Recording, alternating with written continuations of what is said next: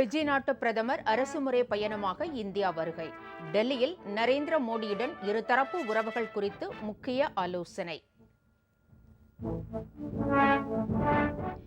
நெல்லை கவின் ஆணவ படுகொலை வழக்கில் குற்றம் சாட்டப்பட்ட மேலும் 2 கைது செய்ய வேண்டும். முதலமைச்சர் ஸ்டாலினிடம் தந்தை நேரில் வலியுறுத்தல். தமிழக சட்டமன்ற தேர்தலை மனதில் வைத்து குடியரசு துணைத் தலைவர் பதவிக்கு சிபி ராதாகிருஷ்ணனை நிறுத்தவில்லை. உள்துறை அமைச்சர் அமித்ஷா விளக்கம். ஆம்புலன்ஸ் மீது தாக்குதல் நடத்துபவர்களுக்கு 10 ஆண்டுகள் வரை சிறை தண்டனை. அதிமுக கூட்டத்தில் ஆம்புலன்ஸ் ஊழியர்கள் தாக்கப்பட்ட விவகாரத்தில் தமிழக சுகாதாரத்துறை எச்சரிக்கை. விண்வெளி பயண சாதனைக்கு பிறகு சொந்த ஊரான லக்னோ திரும்பினார் சுபான்ஷு சுக்லா.